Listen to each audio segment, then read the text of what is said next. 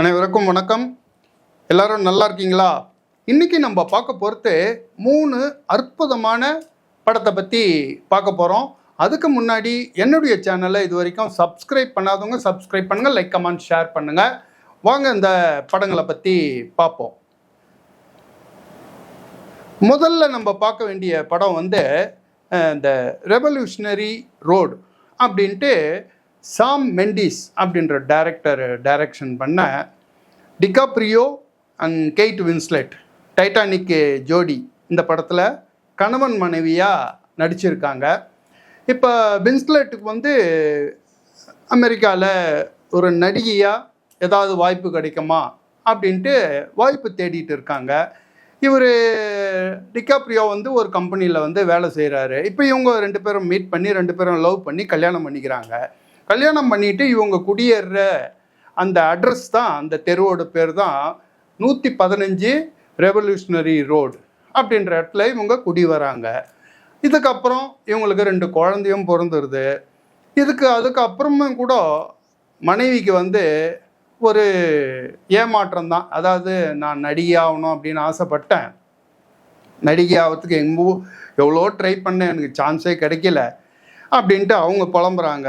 இவர் என்ன பண்ணுறாரு, நான் வேலை செய்கிற இடத்துல வேலை ஒன்றும் அப்படி ஒன்றும் பெருசாக இல்லை, போரு வெறுப்பாக இருக்குது அப்படின்ட்டு இவர் சொல்கிறாரு. உடனே அவங்க என்ன சொல்கிறாங்க, சரி உனக்கும் வேலை பிடிக்கலன்னு சொல்கிறேன், எனக்கும் நான் நடிகை ஆகணும்னு சொல்லிட்டு இங்கே ட்ரை பண்ணி எனக்கும் வாய்ப்பு கிடைக்கவே இல்லை, நமக்கு 2 குழந்தையும் பிறந்து போச்சு, இப்போ நம்ம ஒரே வாய்ப்பு என்னன்னா இங்கேருந்து கிளம்பி ஃப்ரான்ஸுக்கு போயிடலாம் அப்படின்ட்டு இவங்க ஒரு ஐடியா கொடுக்குறாங்க. நல்லா இன்னொரு முக்கியமான விஷயம் என்னென்னா, இந்த கதை நடக்கிற காலகட்டம் 1950 அமெரிக்காவில் நடக்குது. இப்படியாப்பட்ட சூழ்நிலையில் இவங்க 2 பேரும் நம்ம ஃப்ரான்ஸுக்கு போகலாம், ஃப்ரான்ஸுக்கு போனால் எனக்கு நடிக்கிறதுக்கு கண்டிப்பாக சான்ஸ் கிடைக்கும் அப்படின்ட்டு இவங்க கெய்ட் வின்ஸ்லெட் சொல்கிறாங்க.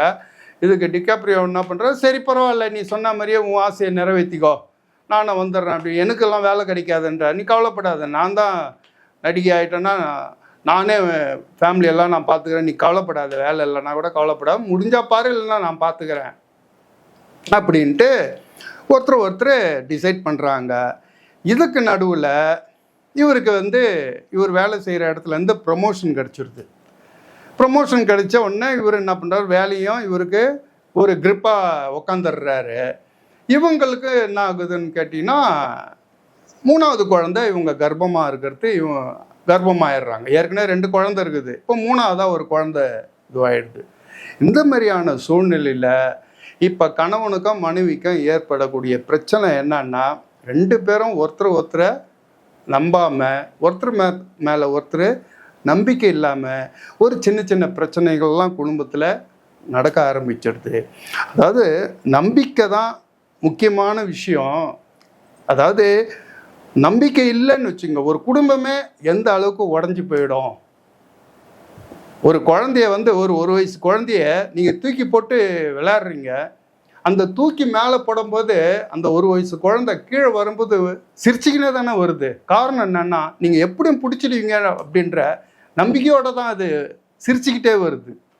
அந்த நம்பிக்கை நம்ம வளர்ந்த மனுஷங்கிட்ட இல்லை, ஒருத்தர் ஏமாற்ற ஆரம்பிக்கிறோம் அப்படின்னத அந்த 1950 காலகட்டத்தில் அமெரிக்கன் குடும்பத்தில் ஏற்படக்கூடிய பிரச்சனையை தான் இந்த ரெவல்யூஷனரி ரோடுன்ற படத்தில் சாம் மெண்டிஸ் சொல்லியிருக்காரு. இந்த படத்தில் 3 முக்கியமான விஷயம். ஒன்று, இந்த டைட்டானிக் ஜோடி லியோனார்டோ டிகாப்ரியோ, கெய்ட் வின்ஸ்லெட், இவங்க 2 பேருடைய பிரமாதமான அவுட்ஸ்டாண்டிங் ஆக்டிங்கு. இன்னொன்று, அந்த 1950 காலகட்டத்தை அப்படியே ஆர்ட் டைரக்ஷனில் நம்ம கண் முன்னாடி நிறுத்துகிற ஒரு அற்புதமான ஆர்ட் டைரக்ஷன், கேமரா ஒர்க்கு. அதுக்கப்புறம் 3வது சாம் மெண்டிஸோடைய அற்புதமான டைரக்ஷனு இந்த படத்தை பார்க்க வேண்டிய படம் அப்படின்ற லிஸ்ட்டில் சேர்க்குது. ஓகேவா? அடுத்தது நம்ம 2வதாக ஒரு படத்தை பார்ப்போம். இந்த 2வது படம் பேர் இன்டர்நேஷ்னல். இது ஒரு ஸ்பை மூவி. இந்த படத்தினுடைய கதை என்ன அப்படின்னா, லக்சம்பர்க், இது யூரோப்பில் இருக்கிற ஒரு குட்டி நாடு. அந்த நாட்டில் ஒரு பேங்க்கு, இன்டர்நேஷ்னல் பேங்க்கு. பொதுவாக பேங்க்கில் என்ன வேலை நடக்கும், மக்கள் பணம் போடுவாங்க, அந்த பணத்தை பேங்க்கை ரொட்டேட் பண்ணி வட்டிக்கு விடும், இல்லை மக்களுக்கு கடன் கொடுக்கும், இல்லை பெரிய பெரிய தொழிற்சாலைக்கு கடன் கொடுக்கும். இதுதான் பேங்க் பண்ணுற வேலை அப்படின்ட்டு நம்ம வெளியில் இருக்கிறவங்க நினச்சின்னு இருக்கோம். ஆனால் இந்த இன்டர்நேஷ்னல் பேங்க் என்ன பண்ணுதுன்னா, மக்களுக்கு பணம் கொடுக்கறது இல்லாமல், வெளியில் பணம் கொடுக்கறது இல்லாமல், டெரரிஸ்ட்டுக்கு பணம் கொடுக்குறாங்க, ஆர்ம்ஸ் டீலருக்கெல்லாம் பணம் கொடுக்குறாங்க. இதை இன்டர்போல் மொப்பம் பிடிச்சிடுறாங்க. இல்லை, இந்த பேங்க்கோட நடவடிக்கையே சரியில்லை, இவங்க இல்லீகல் ஆக்டிவிட்டிலாம் பண்ணிட்டு இருக்காங்க, நீங்கள் போய் கண்டுபிடிச்சி இன்னும் எதுன்னு ரிப்போர்ட் கொடுங்க அப்படின்னு சொல்லிட்டு 2 பேரை அனுப்புகிறாங்க. அதில் ஒரு ஆள் தான் படத்தினுடைய ஹீரோ, கிளைவ் ஓவன். இந்த 2 பேரும் விசாரிக்க ஆரம்பிக்கும் போது இந்த 2 பேரில் ஹீரோ ஒரு இடத்துல ஒருத்தனை விசாரிக்கிறதுக்கு நான் இங்கே நின்று பார்த்துக்கிறேன், நீ போ அப்படின்ட்டு அவனுடைய கொலீக் அனுப்புகிறாரு. அவன் உள்ளே போய் பேசுகிறான். பேசிட்டு வரும்போது அவனை மர்மமான முறையில் கொலை பண்ணிடுறாங்க.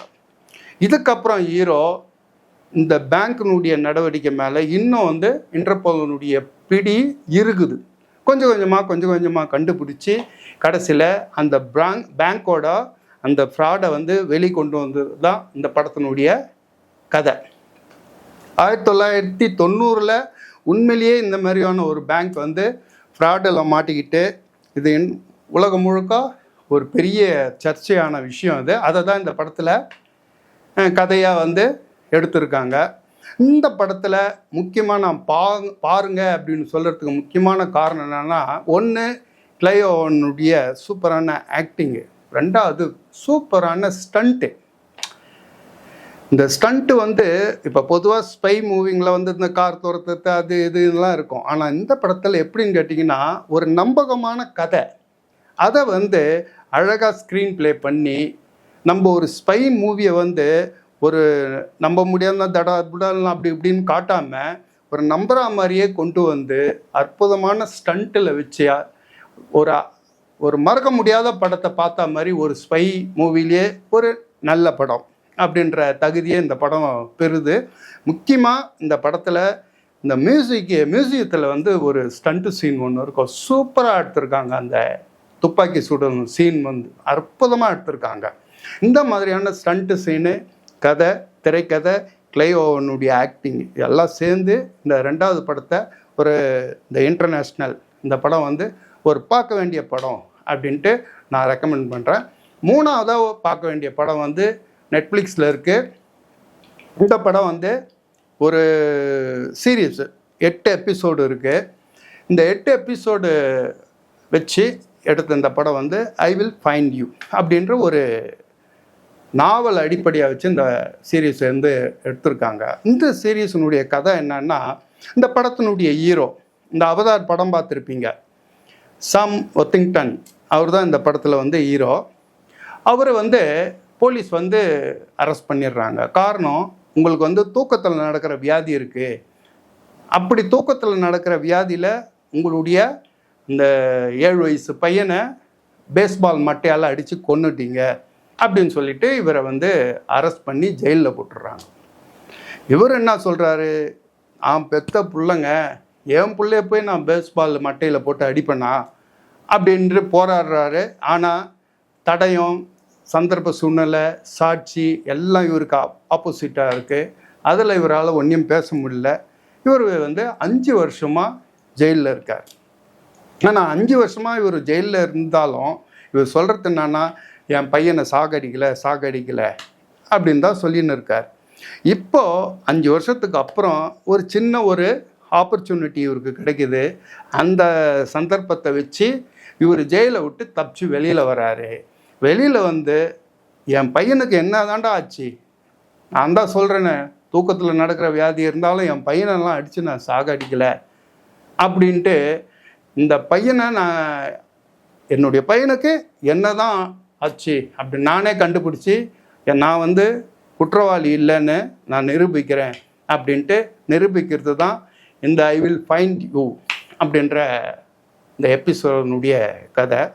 இந்த கதையும் சரி, 8 எபிசோடு இருந்தாலும் நான் பொதுவாக அந்த சீரீஸ்னாலே எதையும் பார்க்க மாட்டேன். காரணம், ஒரு 2 ஹவரில் சொல்ல வேண்டிய கதையை அப்படியே 8, 10, 12ன்னு இழுத்துட்டு போயிட்டே இருப்பாங்க. அதனால் பொதுவாக பார்க்குறதில்ல.